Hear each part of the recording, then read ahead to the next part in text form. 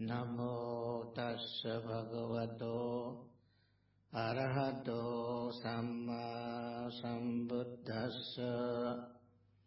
Namo tassa bhagavato arahato samma sambuddhassa.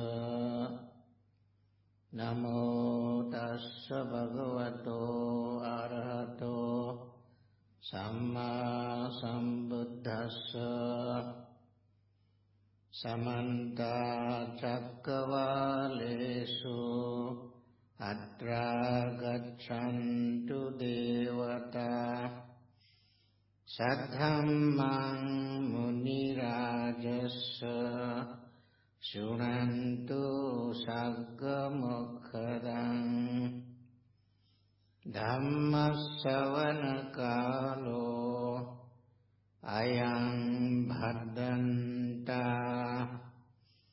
Dhammasavana kalo ayang bhaddanta. Dhammasavana kalo ayang bhaddanta. Attahi attano natho kohi natho parosya. Attana vasudantena nathang lavati dullavanti.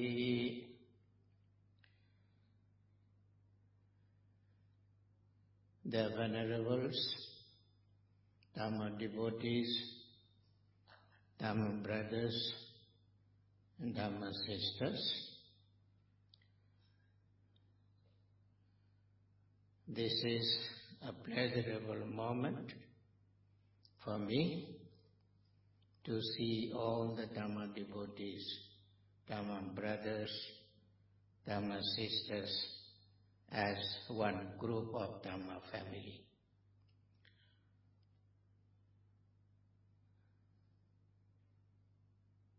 As one of the member of the Dhamma family and as a monk, it is my duty to share the Dhamma with you. Dhamma sharing is pleasant work and beneficial work, fruitful work. As you know, our Buddha all the time advising us to be good ourselves. All the time admonishing us to good thing to us. Because good thing brings happiness. We all like happiness. Nobody is there in this world who likes unhappiness. Is there anybody who likes unhappiness? Please raise your hand. Nobody.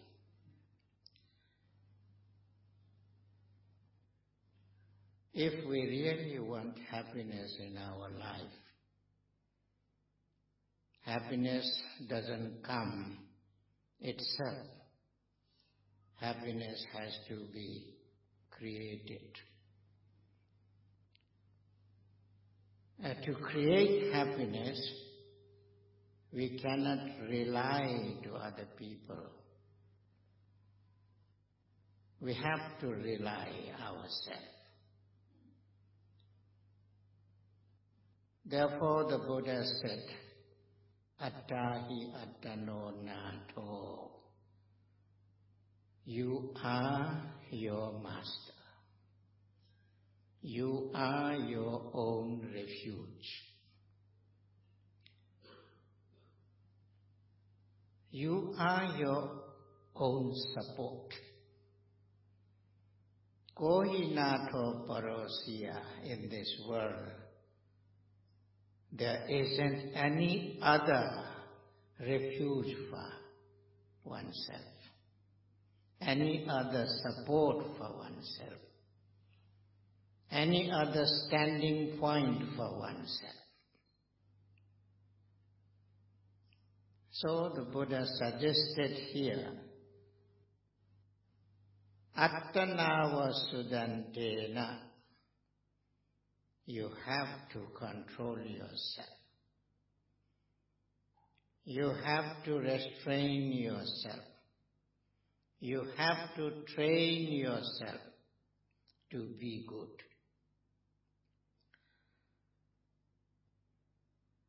So the Buddha had given a training way.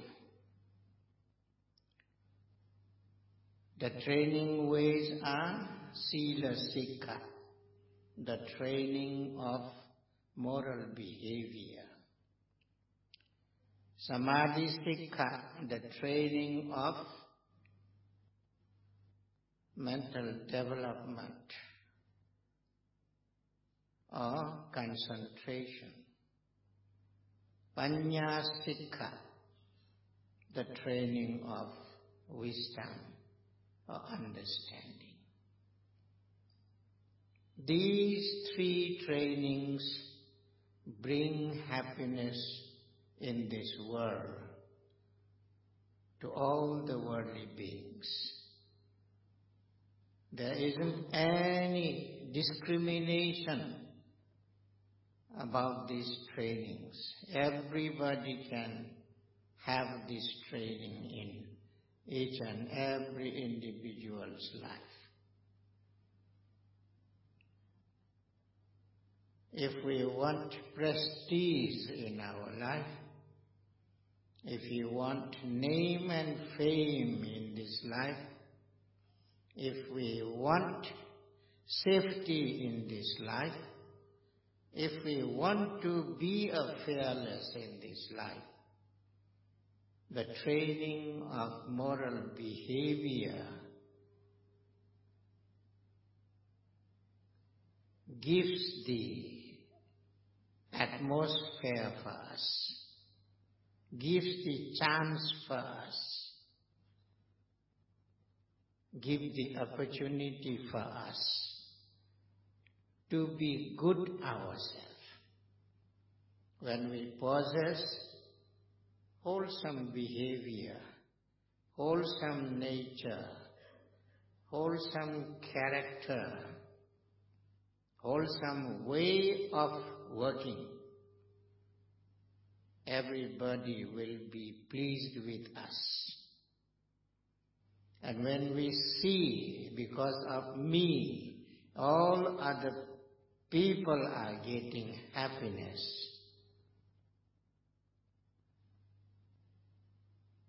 what? The person may feel happy or unhappy. When he or she can give happiness to others, in return, what he or she may experience? Happiness, isn't it? Huh?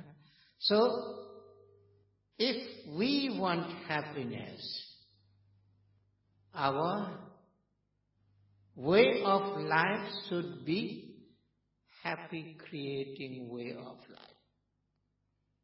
Blessing creating way of life. Pleasing others way of life. We need to make other people feel blissful because of us. Because of me, if all the devotees here feels so peaceful, and that result will be experienced by whom? At first by myself. Because of me, all these devotees are in peace. all these devotees are in happy state. All these devotees are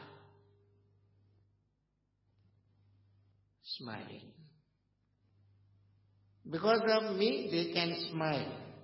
So that means my behavior is there to create the happy state of mind, and so they could be smiling. They could show me smiling face. One, because my way of behavior is likable to all the devotees, isn't it? You like my behavior, that is why you feel happy with me. And that means the behavior of a person is so important to make happy yourself and to bring the happiness to others. So when I have full of compassion, when I may have full of metta, when I may have full of inner pleasurable feeling towards all of you, if I share my mental feeling with you, if I spread my mental feeling of those powerful mental attitudes, so it affects all of you. So how metta comes how? Compassion comes how? Unrestricted joy or inner pleasure comes how? When I abstain from harming others. Am I right? When I don't do any kind of harmful thing to others, and I train myself to abstain from harming others, that is my good behavior, good nature, good character, good action which I perform myself at first. So I also become harmless, and all other beings also become harmless. And that is the giving of what? Giving of fearlessness to others. Do we want to live with fear, or do we want to live fearless? What we want? We want to live without fear. We like fearlessness. The fearlessness is created by whom? By who? By myself. If my behavior is fear-free, I act not to create any fearful situation or condition for others. So at first I become fearless myself, and later on I can generate same kind of mental energy for others. And all other beings also becomes fearless because I don't create any fearful atmosphere and environment and condition. So, training myself not to create any harmful thing, it is my wholesome training. It is my wholesome training. So that sort of training is called Sila Sikha, the training of moral behavior. So as a Buddhist, what we do when we come to the Buddhist center, at first we try to observe 5 precepts, isn't it? I think all our devotees have already observed the 5 precepts. What the 5 precepts say to us? The first precept is what? Panatipada Veramani Sikkhapadam Samadhiyami.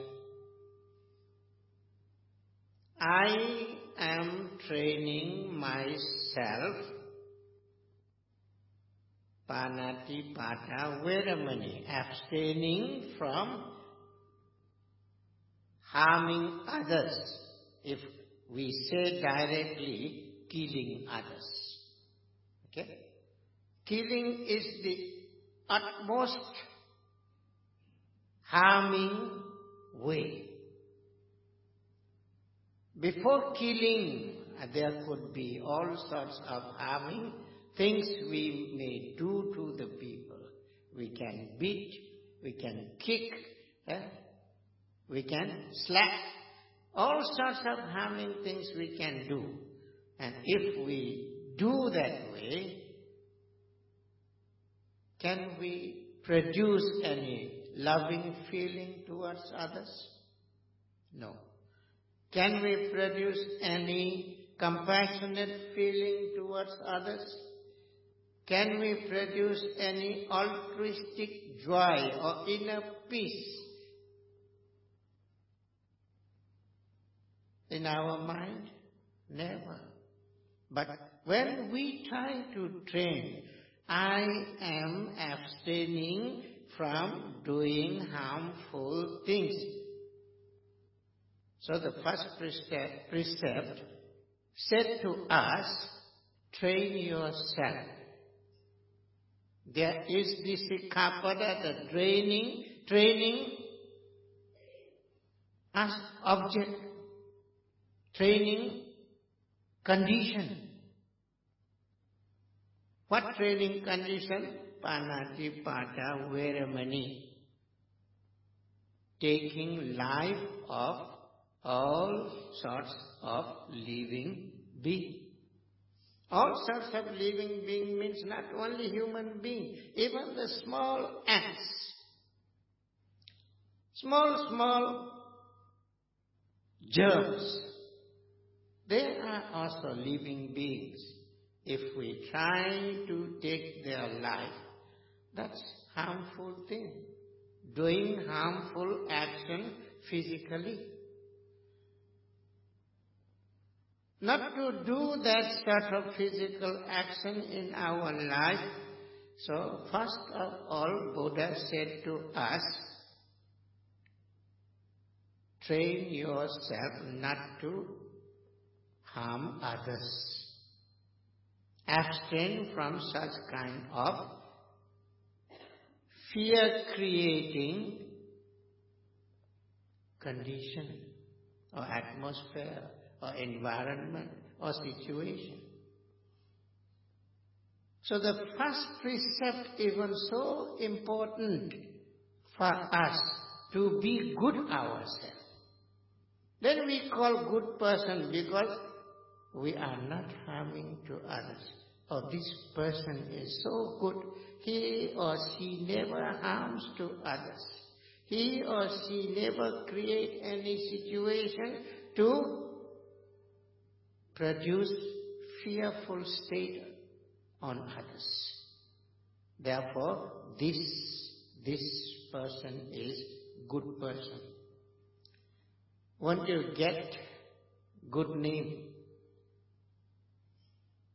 Want you feel how you get the prestige in your life? All other people will respect you. You get respect also from others. Because you train yourself not to do any kind of physical harmful act. And that is one act of physicality, isn't it? The harming or killing or giving torturous punishments, all these are harmful things, and it is done through body. So if we train our body not to do any kind of such things, gives us happy feeling and gives others also same type of happy feeling.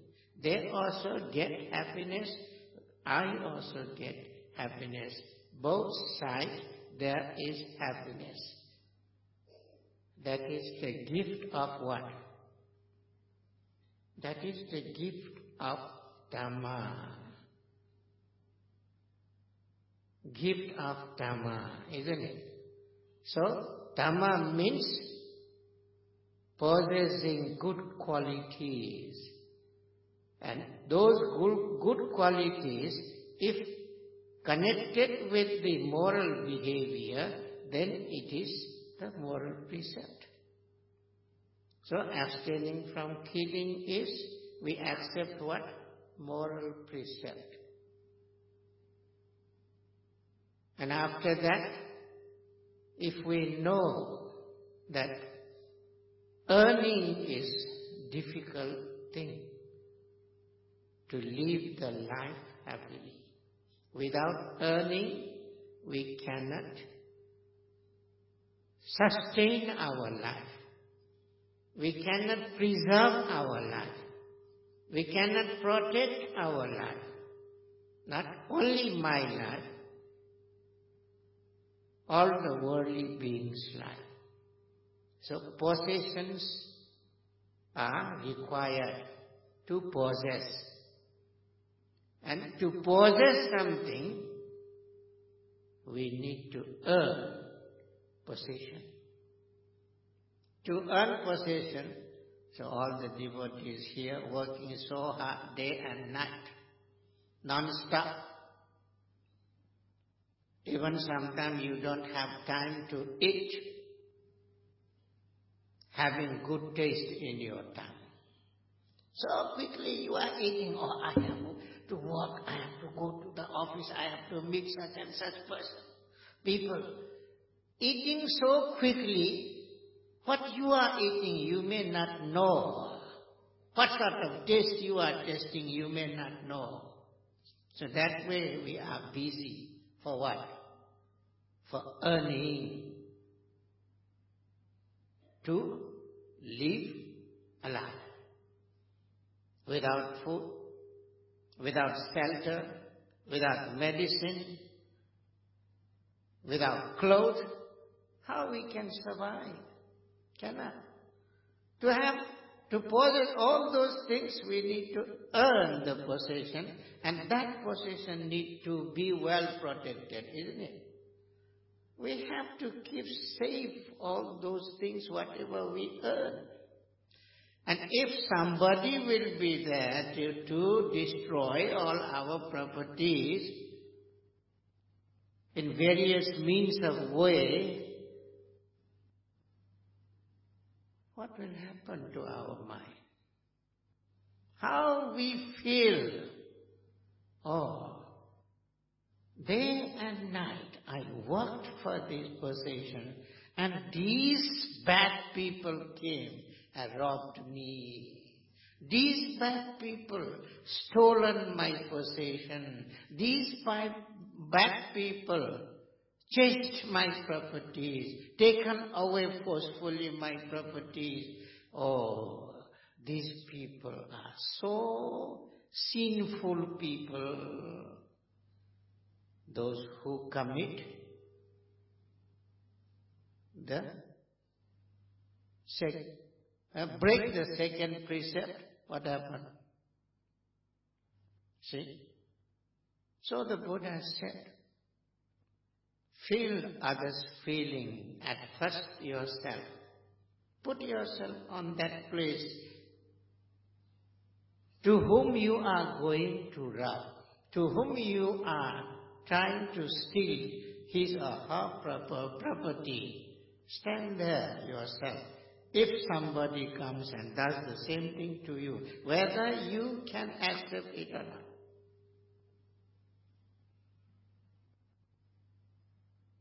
Who will say, I can accept that? Nobody. Nobody say I can accept that. Or it is unlawful thing, it is harmful thing, it is bad thing. Stealing others' property.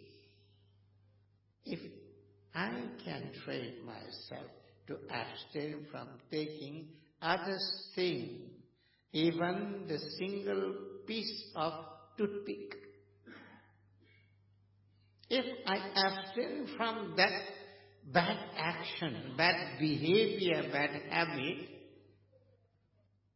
don't I be trusted by all of you?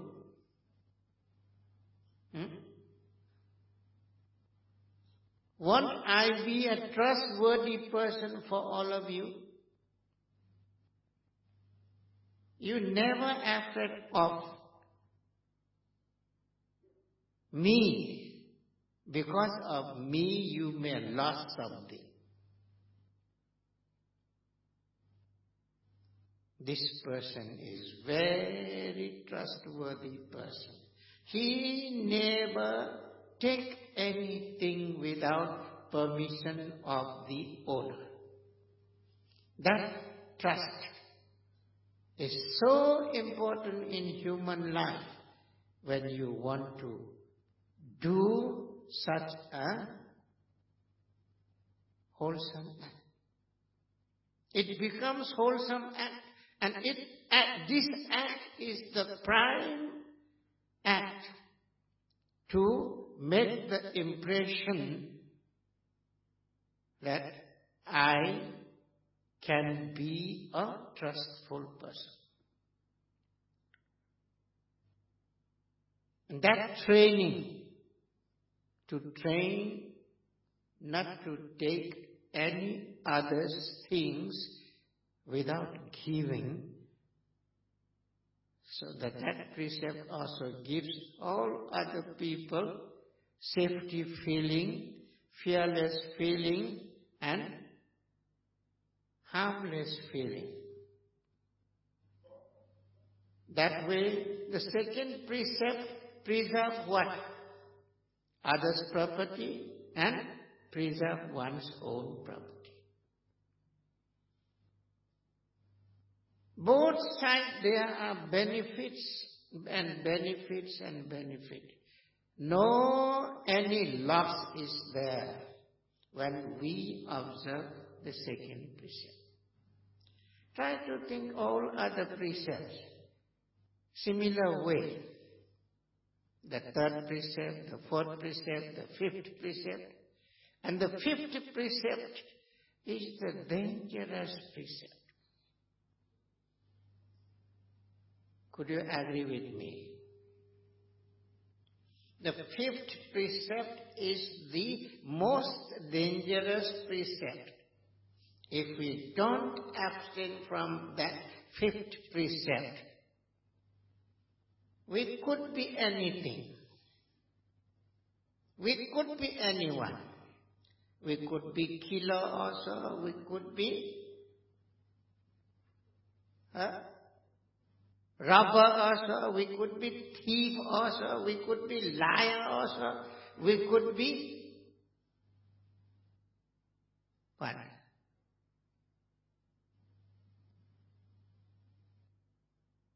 We could be most dangerous people also in this world.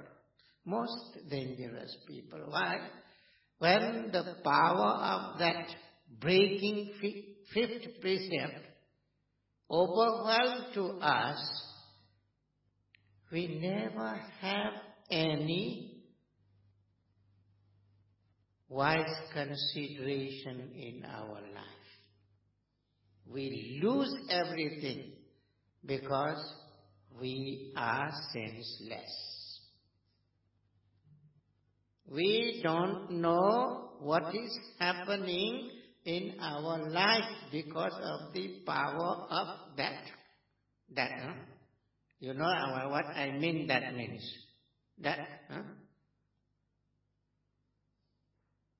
the glass of that glass of something okay?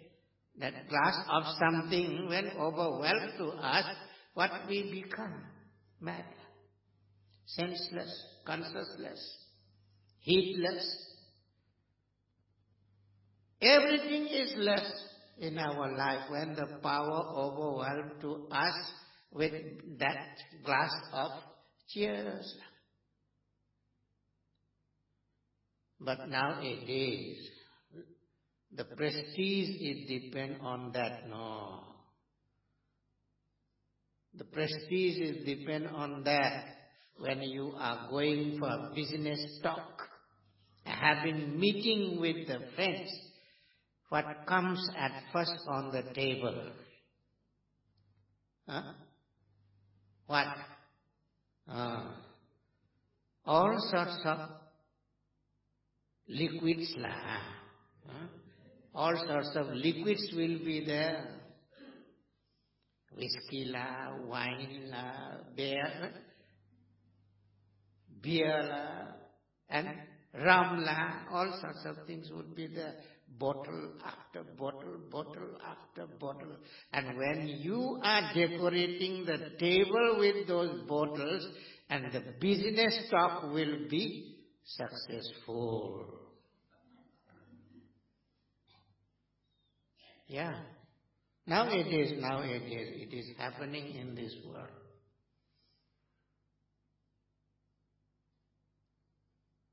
And that business may not be lawful business.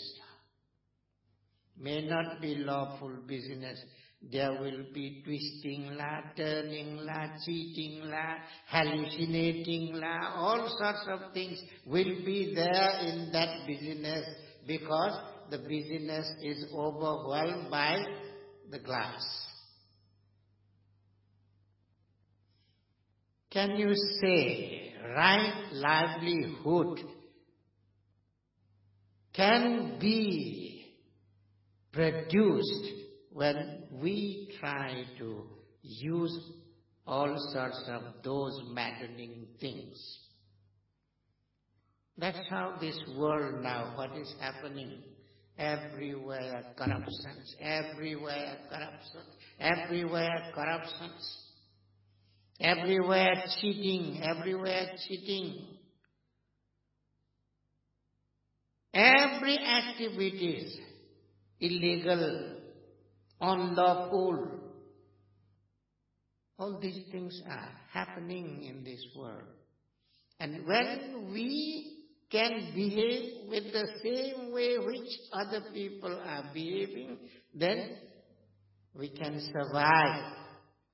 If we want to be lawful one, legal one, right one, everybody will kick you out. That is what happening nowadays in this world. Good people cannot survive. Especially in our Nepal. Especially in our Nepal. I don't know in Malaysia what is going on. In the top level, not ground level, top level. Top level is the most corrupted level nowadays. Am I right? Huh? Yes, huh? Why? What sort of thing we are using there? So that's how the world is developing, our world is falling down. The behavior of the human being is falling down. Although all sorts of new things are generated in this world, and all those things, if we speak according to the Dhamma way, producer of sufferings. Actually, all those things we are liking nowadays with the invention of the technology la, invention of the science la, all those things create in our heart and mind what?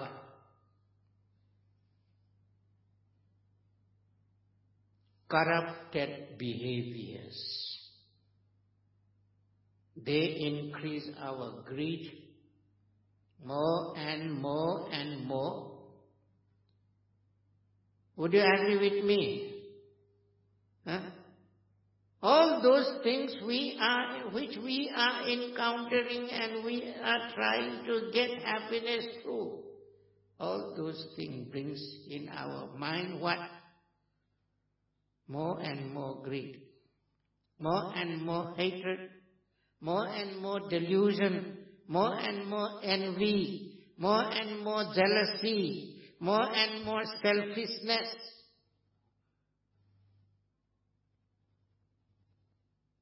More and more unlawful thoughts, illegal thoughts, corrupted thoughts, disturbed thoughts. No good thoughts arise in our mind when we are thinking we are enjoying the gift of science and technology. According to the Buddha, when you develop greed, the result which brings by that greed what? Suffering or happiness? Greed is the cause of suffering. Tanha, craving, is the cause of suffering. We are developing happiness or suffering. Try to think. Simple way, general way. No need to think heavily. Just make yourself example. What sort of mentality I am developing in my life as a human being? Try to think. So that's how all the time we are getting into trouble, all the time we are carrying worriedness, sadness, frustration. All these things we are experiencing minute after minute, second after second, hour after hour, day after day, month after month.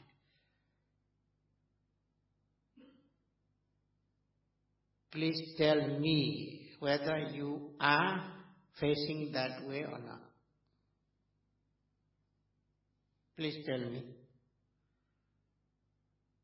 Really you are happy in this world? Can you sleep without using sleeping tablet?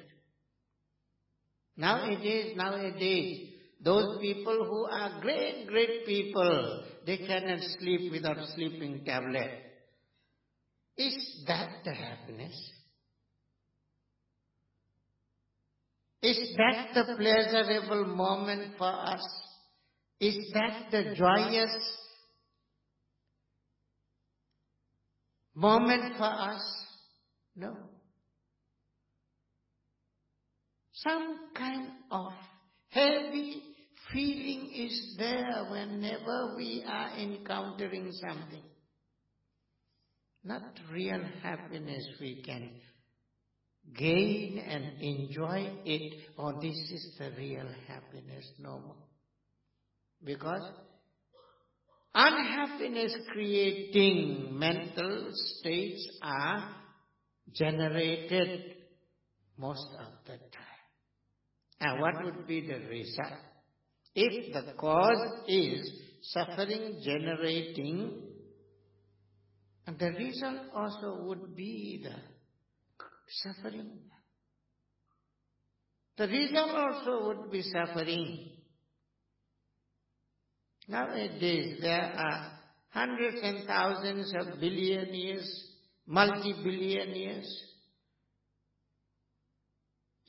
If you go and associate with them closely and see their mentalities, whether they are really happy or not. As much as you get rich, so much so you in suffering. In suffering. That is what the Buddha said. It is not my saying. That is what the Buddha said. As much as you develop the defiling factors in your life, so much so you are creating suffering, not happiness. Suffering and lack of real understanding, lack of proper knowledge, lack of wise consideration, which are suffering. We are thinking happiness. Which are suffering, we are thinking happiness. Real happiness comes when you are free from mental corruptions. When you are free from greed. Suppose now all the devotees are listening to the Dhamma talk. So you are free from greed. You are free from hatred.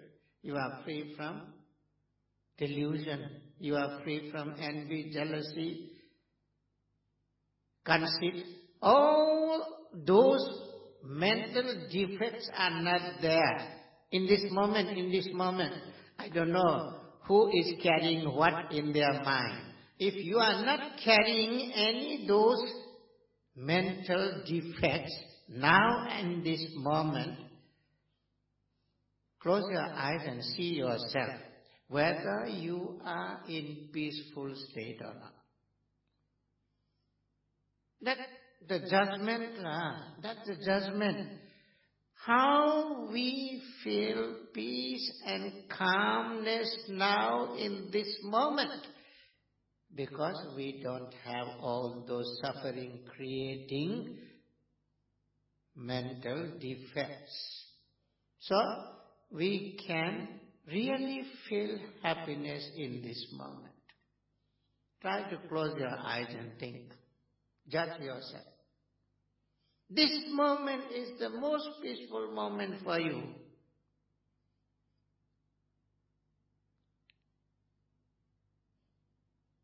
So the Buddha said, greedlessness create happiness, hatredlessness create happiness, delusionlessness create happiness, inner joy create happiness,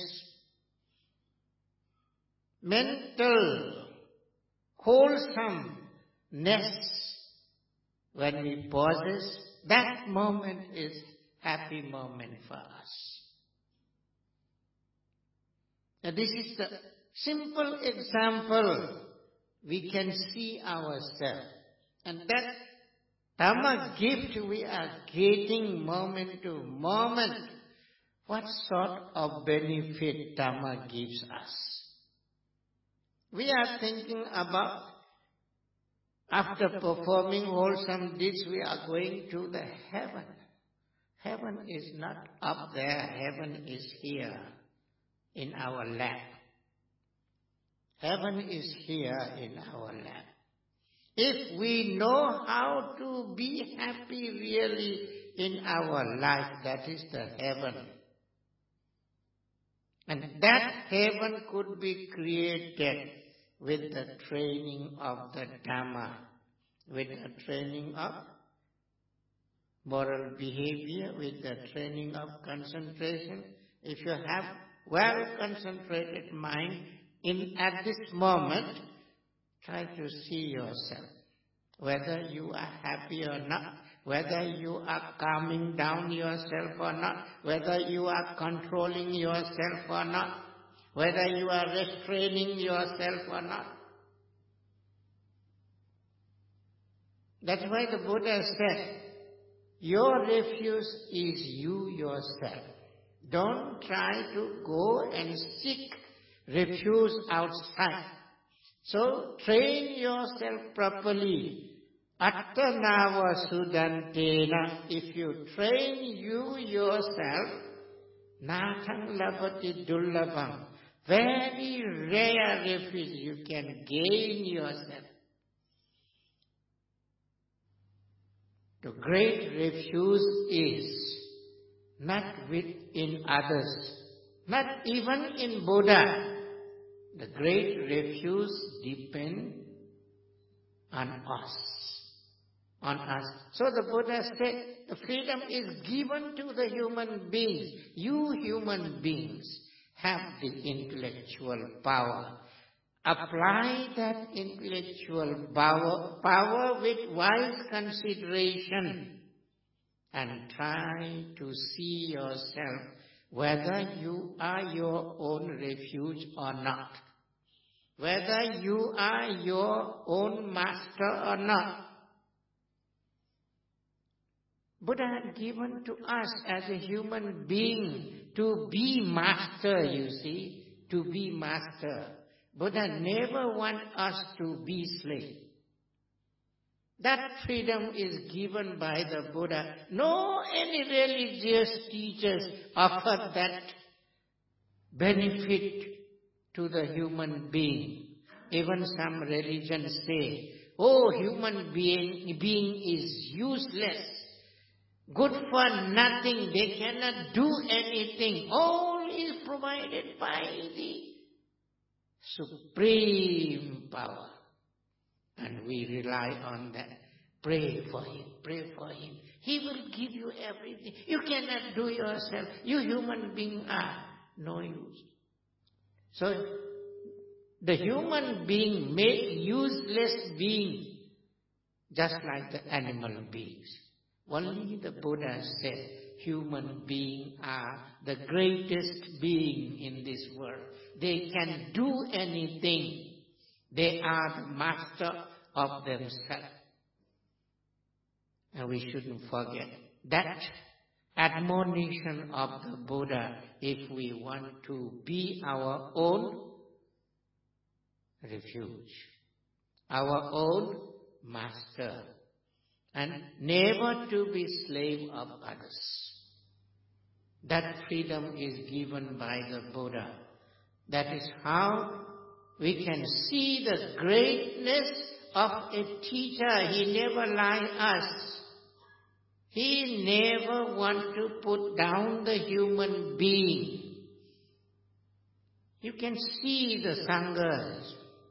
In the Sangha, there isn't any discrimination in the Sangha. Whoever comes in one level. So he has given the example. When people come to join the Sangha, they are just like the ocean water. Only one taste. All become one as the human being. Buddha made us real human beings, you know. Now we shouldn't forget that. But what to do? Sometimes we are so easy-seeking people. Whenever we don't need to anything, everything will be provided from the heaven. And we are relying to the heaven. And whenever they say, serve to him, pray to him, ask him the gift. And stretch your palm to him. Buddha never said, stretch the palm to gain the Nibbana from me. No, Buddha said, work yourself, do. Do the work yourself. You want to go to the Nibbana, if you want to really freedom from suffering. Work is done by yourself. I cannot do, I just can guide you. So Buddha all the time give proper guidance to us what to do and what not to do. Do this, no, don't do that. That's what the Buddha shown us the way. So in our life we have two things. One is wholesome, another is unwholesome. The Buddha said, do wholesome deed, develop it. Throw away unwholesome deed, kick them out, and control yourself. Purify yourself, purify your mind. Then you get freedom yourself. A freedom is not given by any other superpower. Freedom is created by you yourself. So if we want freedom from suffering, the work has to be done by ourselves.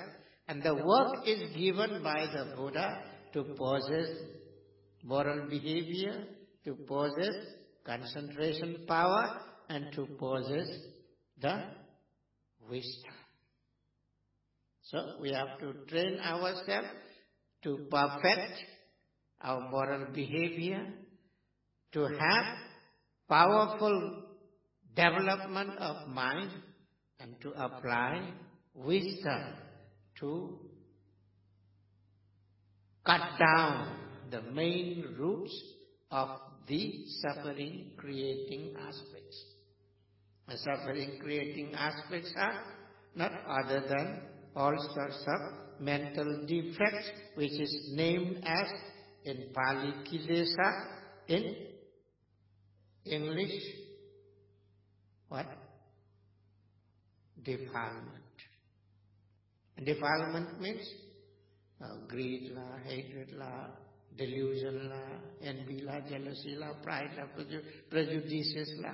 There are 1,500 mental corruptions we carry every day with us. That much bigger corruptions are here in our mind. So kick them out slowly. Exercise, train. That is why the Buddha said, train yourself. Purify yourself. So purity is the most important aspect to be a real human being, you see. To be a real human being, we need to be a real human being. Buddha gave instruction to us how to be a real human being. If we, without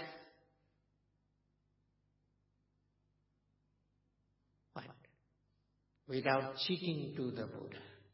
Sometimes we are the cheater. We even want to cheat the Buddha, you see. That's how we are getting trouble in our life. So purest person was the Buddha, and we want to cheat him, deceive him, hallucinate him. So clever are we. That cleverness is not useful for us, for our benefit.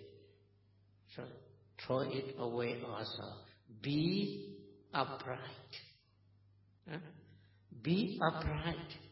Be well disciplined. Be honest.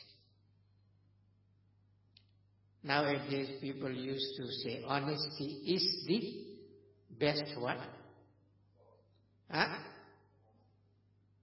Best? I couldn't hear. Policy, yes. Honesty is the best policy. We only know how to use the word, but we are deceiving ourselves also. Okay? Not to deceive ourselves. You never deceive yourself. If you deceive yourself, you are deceiving to the Buddha, and both sides we are creating what? We are creating the bad nature ourselves, and that bad nature should be corrected. And then we will gain happiness in our life. So please remember, Attahi Attano Natho. We are our own master. Kohi Natho Parosya. There isn't any other master for us, for me. Attana Vasudentena. If we train properly ourselves in the right training, Natang Lavati Dullavang, we obtain most difficult refuge. Very difficult to gain this type of refuge. So you will gain that type of refuge yourself. So the responsibility is given to whom? By the Buddha. He never takes the responsibility with him. All the time he gives the responsibility to the human being because he trusted to the human quality. And that quality need to be possessed by each and every human being. And then they will be the real human being. And when we know how to be a real human being, we possess real peace and happiness in our life. May you be enabled to generate yourself to be a real human being and possess the gift of Dhamma which the Buddha had through his own experience given to us to follow. And follow the teaching of the Buddha yourself and gain the most precious peace and happiness in your life. Thank you very much.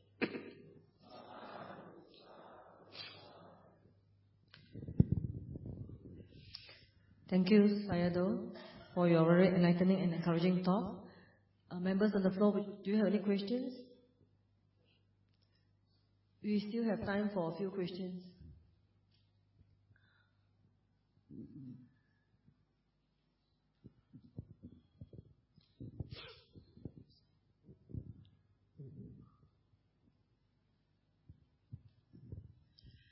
Venerable Sir, the first part is I'd like to make a request. I hope that you come back to this Vihara to explain to us the Four Noble Truths, the Eightfold Path, and the dependent originations. Because after hearing your 5 precepts, I truly realize now I've misinterpreted the whole thing until today, and thank you for it. Now my question is, this particular issue has bothered me since the day I took my 5 precepts. You see, I used to clean everything out with soap and all these things until recently they say that germs and worms and even viruses is still a living being. So how do I overcome it? I may be wrong, but currently what I did is I do a lot of meritorious deeds. The minute I realize I did it, I transfer merit to them and ask them to forgive me. But I do not know whether what I'm doing, there will be a better option than what I'm thinking now. So I asked Venerable Sir, is there any other way? You see, for example, I'm scared of cockroach, I'm scared of worms. When I see the worm, my fear reflection is either they kill me or they frighten me. Like, for example, cockroach. I allow them to move. They come towards me, So what can I do? I just cover it up. So the next thing will be either I spray it or I kill it. Not intentionally, but out of fear, So this has been bugging me for a long time. Because the Buddha followed all the time middle way, not extreme way. Okay? When the Buddha followed middle way, we cannot go to the extreme state. We should apply our wit. Whatever we are going to do, at that time necessary to see ourselves. Try to find out what sort of mental attitude is there when I want to kill the cockroach.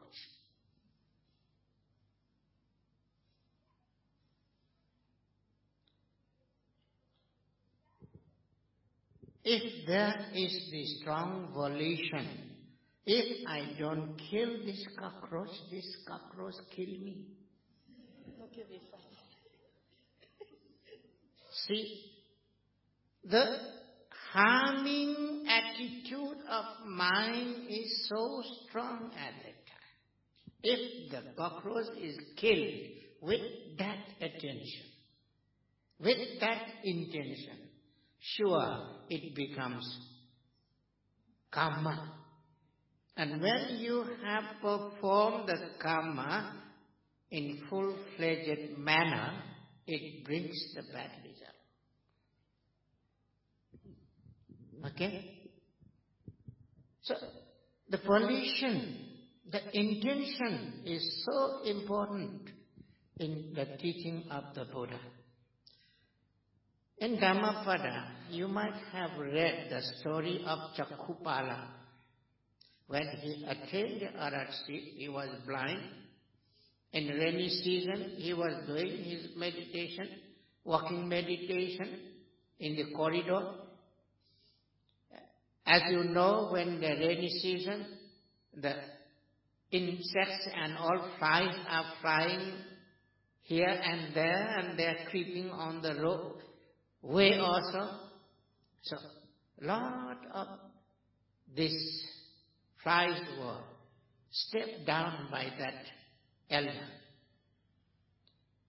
And when the visitor monks came and they saw the corridor of the walking place of that Mahathera is stained with blood and lot of flies were dying there, and they went to complain to the Buddha. Cakkupala elder killed so many flies, Venerable. And then what the Buddha said? Elder Venerable Cakkupala didn't know that he was killing all those flies. He just doing their walking meditation. No volition at all. No thought of killing all those insects and flies. And whenever we step also, we know that according to the science and technology way, we step hundreds and hundreds of small insects, isn't it? Huh?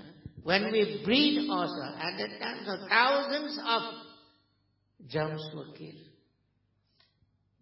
Do we have the intention, in breath and out breath, I am going to kill the hundreds and hundreds of insects? We don't have that intention, so that is not accepted as killing. There are all the time various causes are required to fulfill one karma. So if it is well fulfilled according to the explanation how the karma is generated, then it will become karma and it produces the result. Bad begets bad. So if we do bad things, the result would be bad. Whether you share the merit or not doesn't matter. Okay? Thank you.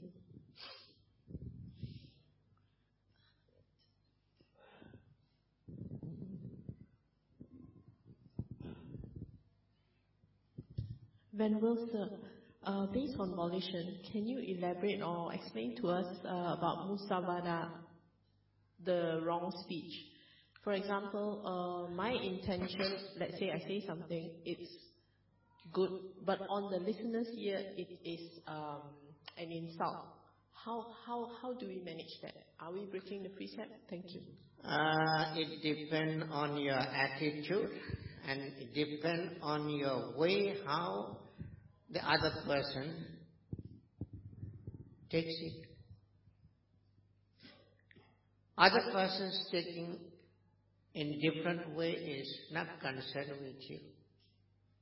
It is concerned with your attitude, which way and what kind of thinking you have at that time when you are saying something to that person.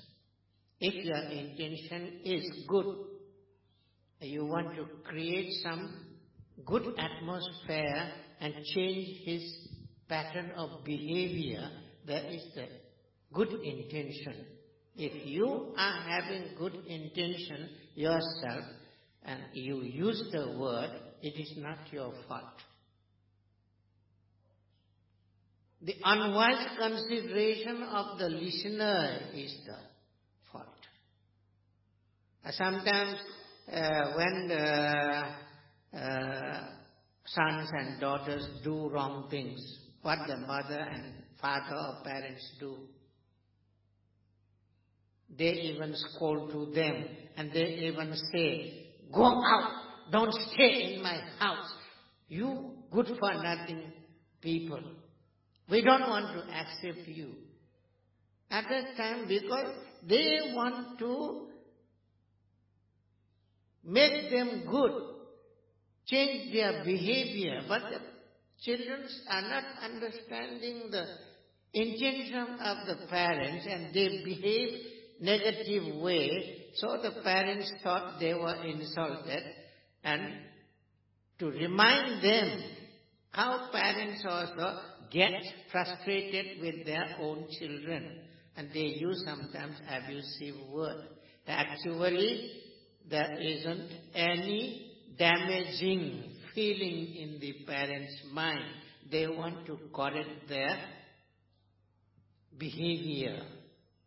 They want to remind them, but actually the love and this affection they never lose towards the children. That intention is more important. And some people, yes, if we say something nicely, and if they don't like that word, and they twist and turn, and they interpret in another way, and they take it, this person is abusing me, saying bad for me. That person's duty. If that person takes it positive way, then it is beneficial for him or her. If it takes, or he or she takes negative way, it is his concern. It is not your concern. Yes.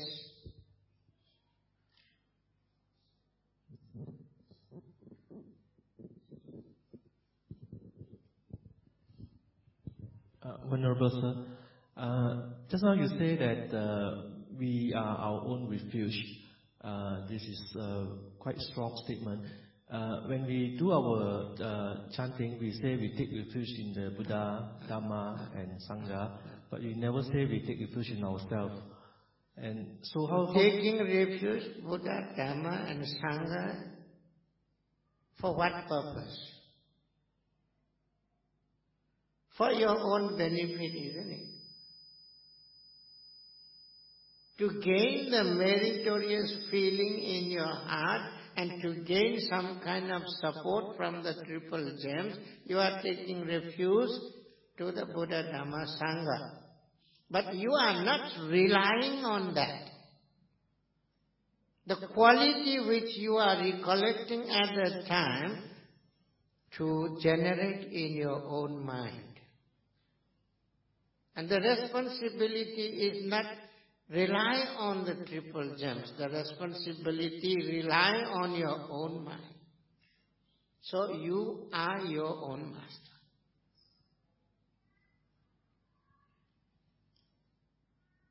Try to see. We are not taking refuge as other religions take refuge to their own gods. We are taking refuge to get the inspiration from the Buddha, to have the good quality which the Buddha possessed. Some part of the quality of the Buddha, if we can generate ourselves, we are taking refuge on the Buddha, to the Buddha.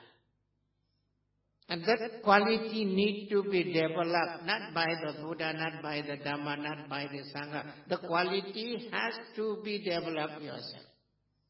That's how you are your own master. Work should be done yourself. Buddha and Dhamma and Sangha didn't do the work for you. Can you see that fact? If you see that fact, then you are your own master.